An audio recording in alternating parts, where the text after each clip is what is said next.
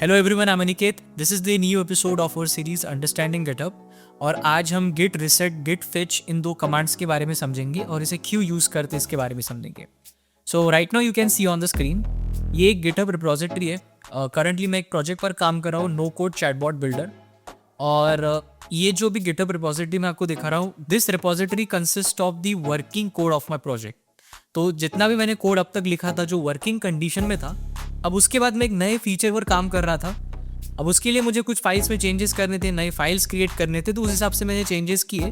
But because of that ये जो project था जो भी वर्किंग कंडीशन में था वो क्रैश हो चुका है, उसमें एरर्स आ रहे हैं। अब ऐसी सिचुएशन आपके साथ भी हो सकता है। आप किसी पर्टिकुलर प्रोजेक्ट पर काम कर रहे हो और आपने उसे गिटहब पर पुश किया जो वर्किंग कंडीशन में है कोड, लेकिन अभी आपने लोकल पीसी पर अपने लोकल सिस्टम पर कुछ चेंजेस किए और उन चेंजेस की वजह से आपका जो प्रोजेक्ट है वो क्रैश हो चुका है। अब इस इशू को सॉल्व करने के लिए हम गिटहब की कमांड्स का यूज़ करेंगे।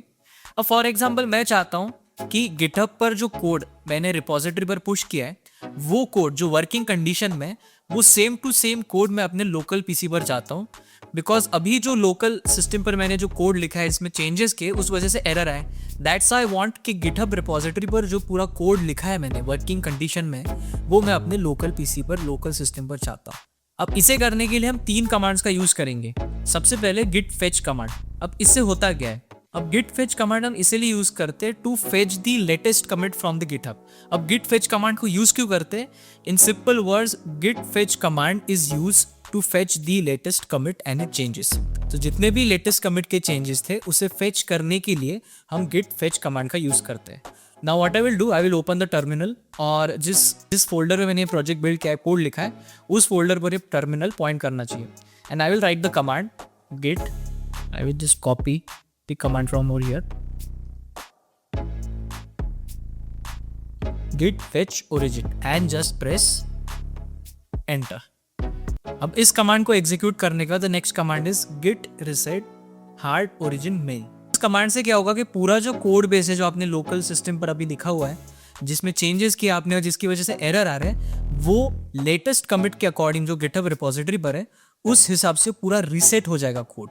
इसका मतलब कि गिटहब पर जो कुछ भी कोड था जो वर्किंग कंडीशन में था वो आपके लोकल पीसी पर आ जाएगा with the help of git reset command. Git reset dash dash hard space origin slash main. Main मतलब मेन ब्रांच पर मैंने चेंजेस पुश की थी, इसलिए मेन।